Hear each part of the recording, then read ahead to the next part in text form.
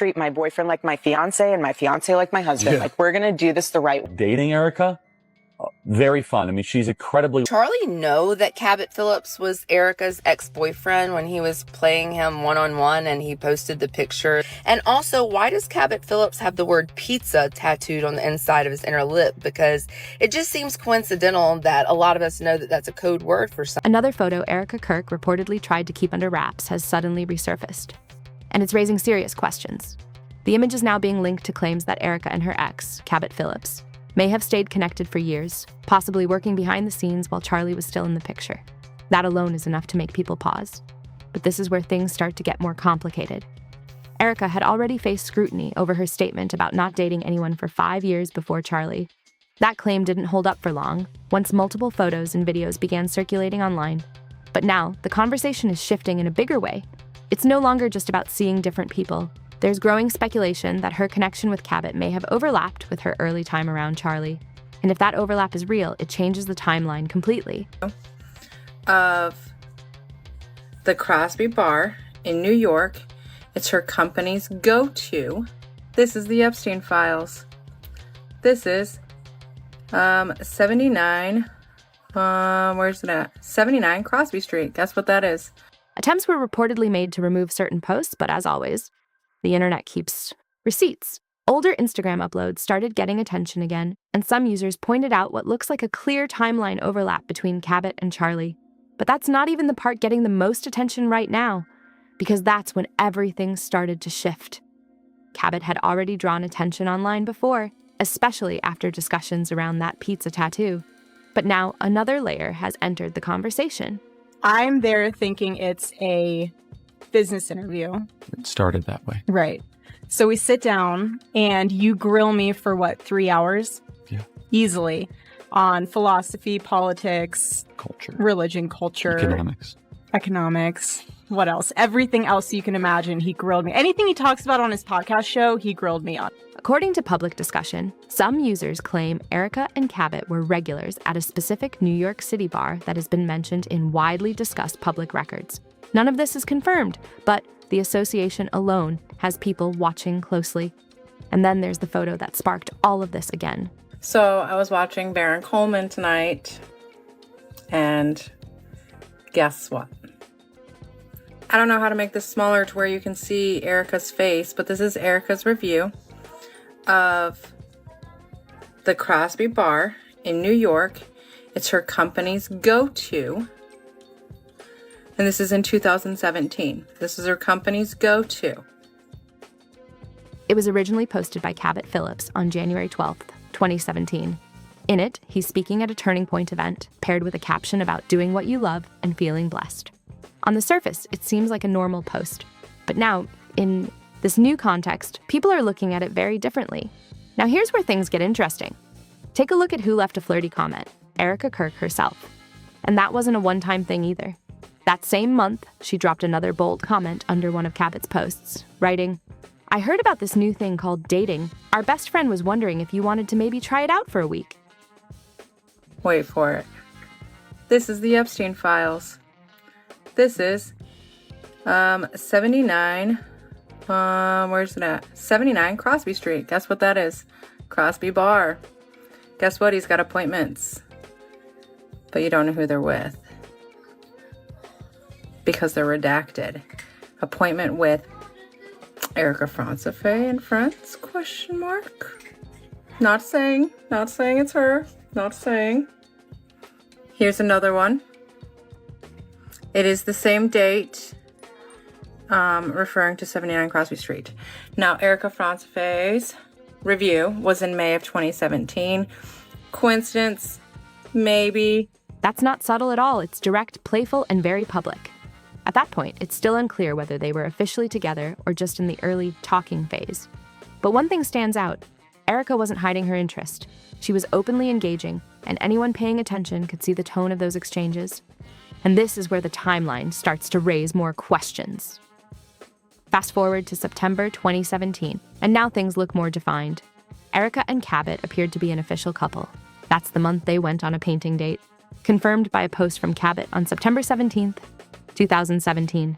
The caption read, Yes, we're that couple who gets painting lessons together.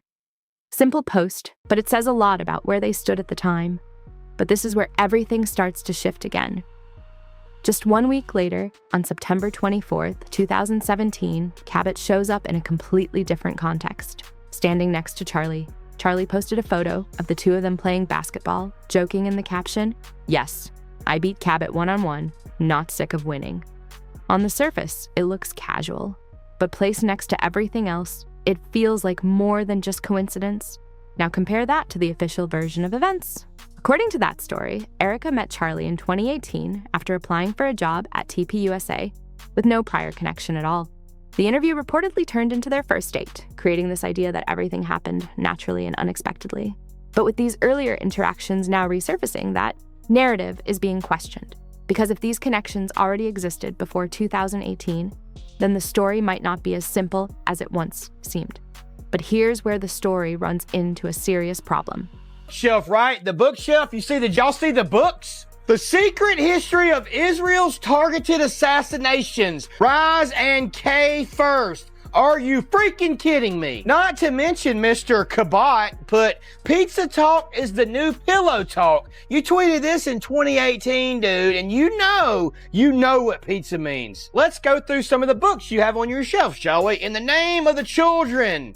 An FBI agent's relentless pursuit of the nation's worst predators. So you know what pizza means, Cabot. Hey, Cabot, check out Cannibalism right here, Cabot. I mean, what? A perfectly natural history. Okay, Cabot. Hey, Cabot, how about this one right here? It's called Skiff. It's also on your bookshelf. The Curious Lives of Human Cadavers. Are you kidding me, Cabot? Erika was clearly involved with Cabot in 2017, and multiple resurfaced photos place him inside Turning Point events that same year.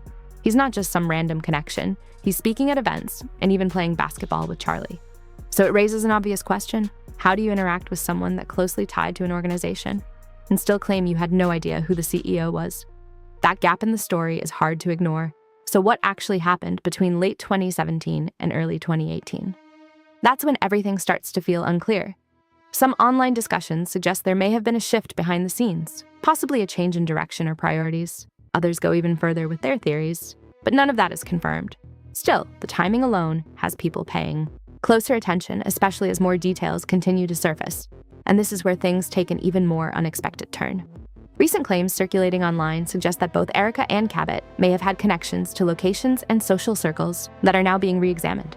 Again, these are public discussions, not confirmed facts, but they've added a whole new layer of curiosity to the situation. One of the biggest points being discussed comes from a resurfaced TripAdvisor review linked to Erika. The review was for a bar located at 79 Crosby Street, where she described it as our company's go-to spot for lunch and drinks. That one line has sparked a lot of questions because it introduces something new. A company that hasn't really been explained? So what company was she referring to? That's where things get even more unclear. The widely known version of events says that in 2017, Erika earned a Juris Master's degree in American Legal Studies from Liberty University. During that same time, she was reportedly involved in nonprofit work through an organization called Everyday Heroes Like You. But here's the issue. There's very little public information connecting her to a specific company during that period, and that missing detail is exactly what's keeping this story open-ended because it leaves one big question still hanging. There's no clear record showing Erika had a separate professional job outside of her studies and nonprofit work in 2017. So when she referred to the Crosby Street Bar as our company's go-to, it immediately raised questions. What company was she talking about? That detail doesn't line up cleanly with the public timeline, and that's where the confusion starts to build. We do know that Erika later worked in real estate for the Corcoran Group, a company that has also been mentioned in widely discussed public records. But her time there didn't begin until October 2018, according to multiple reports. So that still leaves a full year unaccounted for, and that gap is exactly what people keep coming back to. Then things take another unexpected turn.